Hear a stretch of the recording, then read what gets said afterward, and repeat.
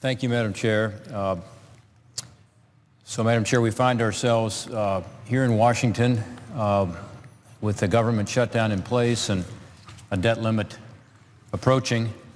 And I read this morning in the newspaper that a senior White House official has said with regard to the shutdown, and I quote, "We are winning. It doesn't really matter to us how long it lasts." That's not the right attitude. Today I call upon the White House to stop the political posturing, come to the table so we can find common ground and end this government shutdown and negotiate something sensible on the debt limit. This notion that a senior White House official would say, "We are winning, it doesn't really matter to us how long it lasts," shows that it's politics, not substance, that matters. It may not matter to the White House how long it lasts, by the way, but it does matter to the American people, because they expect us to fulfill our constitutional duties, to get our work done, not to take America to the brink. They expect us to do the job that we were sent here to do. It matters, by the way, to a lot of Americans, too, that they're being affected by it. There are 8,700 civilian employees at Rice-Patterson Air Force Base outside of Dayton, Ohio, who are being affected. It matters to the roughly 1,800 Ohio National Guardsmen across the state of Ohio who have been furloughed. So we can stand here and we can point fingers at each other as to how we got here. The truth is that how we got here is that we didn't do our work. The fact that we have a continuing resolution at all, which is a continuation of funding from last fiscal year, is a mark of failure. It's a mark of failure because it means that the Congress didn't do its appropriations bills that it's supposed to do. There are 12 of them. And the idea is that Congress sits down and has hearings about the agencies and departments to provide proper oversight to the federal government. And then they put together appropriations bills in 12 different areas. That hasn't happened. Congress is not passing these appropriations bills in an orderly way. If they did, there wouldn't be a continuing resolution. We can talk about the fact that over the last 4 years, under the leadership of the majority here in the United States Senate, we have passed exactly one appropriation bill out of 48 on time. One out of 48. That was the military construction bill. I think it was about 2011. That should be a relatively easy one to pass. The House has done better. They have passed more appropriations bills. They have passed a budget consistently every year. This year, in the fourth year after 3 years of no budget, the Senate did pass a budget, and I applaud the Senate for that. I do support going into conference with those budgets. But the fact is that Congress has not done its work, and that's why we're here. Only one appropriation bill out of 48 in the last 4 years has passed the Senate on time. One. There is another way to get around this, and we can talk about that. There's legislation called the End Government Shutdown Bill, which simply continues funding from year to year if you get to September 30th and any appropriation bill is not done. And what it says is same level of funding as the previous year, except after 120 days, there's a 1% reduction in funding, another 60 days, another 1% reduction in funding, and so on. And the reason is you want to encourage the appropriators to actually meet and get their work done, so you put a little inducement in there. That legislation is bipartisan. That legislation we actually voted on here in the chamber earlier this year. It was supported by 46 of the 100 members. It was supported by every Republican except 2, and it was supported by 3 Democrats. We tried to bring this up. It's my legislation. We tried to bring this up as an amendment last week on the continuing resolution. It would have made all the sense in the world. Instead of us having this discussion we're having now in the context of a government shutdown, if we had passed the End Government Shutdown amendment to the CR last week, we would be continuing funding from last year, knowing that it was going to be reduced by 1% in 120 days, which gives us plenty of time to get the appropriations together, and then another 1% for 60 days, another 1% after the next 60 days. We wouldn't be sitting here today in this situation with government shutdown had we passed that. The majority refused to allow that amendment to even come up for a vote. I don't know if we could have passed it or not. Again, we got 46 of us to support it last time. And my sense is, given the fact that we were heading toward a government shutdown, we could have gotten a majority of this body supporting that. But we don't know, because as is the case so often, the leadership here blocks amendments, so we never had the opportunity to have our voices be heard as senators. So look, without a doubt, there's plenty of blame to go around. But whatever brought us to this point, it's where we are. And I can promise you this: as long as the White House and the majority in this chamber continue to refuse to talk about it, to refuse to negotiate, as long as they refuse to attempt to find common ground, any common ground, we're not going to make progress. As long as they treat it as a political opportunity, one to score political points, then we're not going to be able to move forward. It's a failure of leadership, because governing is about talking, negotiating, discussing, debating, and then finding common ground. It's hard, but it's what we're hired to do. We talk a lot in this chamber about this notion of finding common ground, and I support it strongly, and we don't do it enough. But to find common ground, you've got to step off your own territory and onto some territory in the middle. That requires negotiations, sitting down with both parties and talking. It's what the American people, by the way, want us to do. They do it in their lives every day. We do it in our marriages, don't we, and in our businesses. And yet, you have this unbelievable quote this morning I talked about of some senior official at the White House saying, "We are winning, it doesn't matter to us how long it lasts."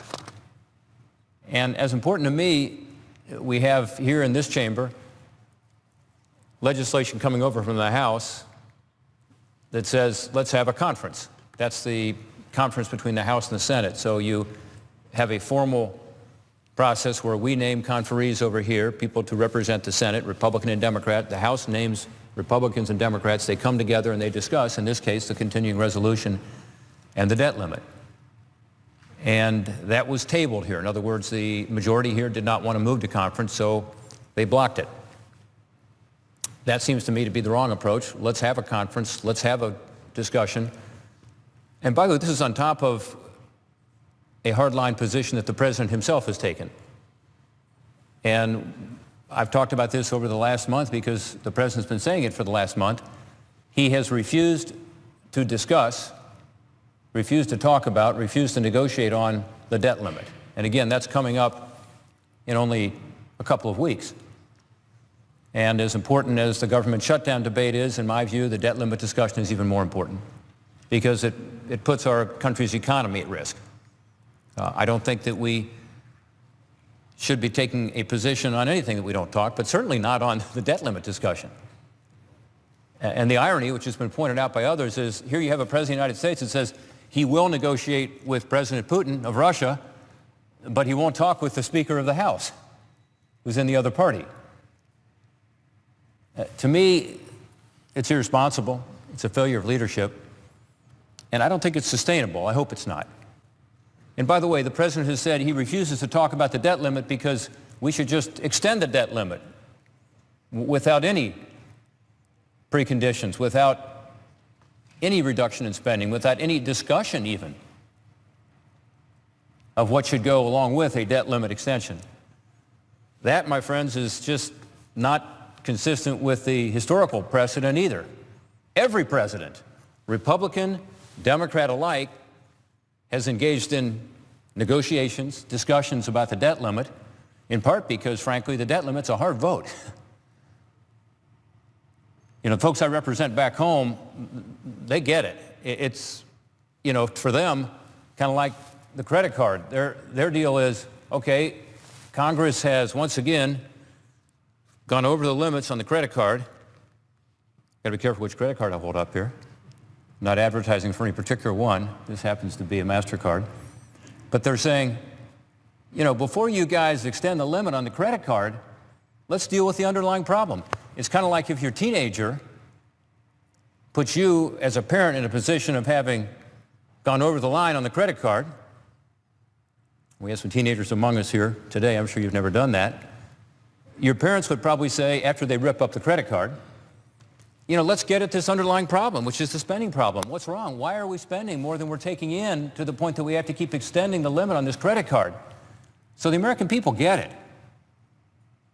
And that's why every president, Republican or Democrat alike, has had to come up to Congress and say, okay, how are we going to work together to extend this debt limit while also dealing with the underlying problem, which is the fact that we're spending too much. And this president refuses to do it. I've gone back and looked. For the past 3 decades, the debt limit discussion is the only thing that has led to Congress doing anything substantial on spending. Now, this is a period at which Congress has consistently spent more than it's taken in. Congress and the presidents, Republican and Democrat alike, have led the country into deficits and debts. We're now at historic levels. The debt this year, over $17 trillion. You know, we were in uncharted territory. So this year it's higher than ever, and yet this president is saying that unlike other presidents, he refuses to even talk about it. I'll tell you what's happened. Over the last 30 years, every substantial deficit reduction has come in the context of a debt limit debate. Some of you remember Graham-Rudman back in the 80s. It was considered historic legislation at the time when we had much smaller deficits and a much smaller debt, but it provided rescissions, across-the-board spending cuts. It was bipartisan. It came out of a debt limit discussion. In 1990, when President George H.W. Bush, the first President Bush, went out to Andrews Air Force Base with Republicans and Democrats alike to negotiate a budget agreement, it was in the context of a debt limit discussion. The PAYGO rules that many Democrats now talk about favorably came out of a discussion about the debt limit. The 1997 balanced budget agreement with Newt Gingrich and Bill Clinton that ended up leading to the balanced budget that we got a couple years later came out of a discussion about the debt limit. Most recently, of course, the Budget Control Act came out of a discussion about the debt limit. So this notion that presidents never talk about or negotiate on the debt limit is just not accurate in terms of our history. In fact, just the opposite is true. It's the only time we've been able to reduce spending. I see the distinguished majority leaders on the floor, so I'll be short, Madam President. Just to say that we need to figure out how to come together. The president needs to engage. It's time to govern. If the president refuses to talk, we won't be able to come to an agreement. If he does engage, as history has shown us, tough decisions can be made. I've gone through a litany of times when we have done it. I have also talked about the fact that this year we have a bigger debt than ever, a bigger deficit than any of those historical examples I gave. Therefore, a greater need than ever for us to come together and find that common ground.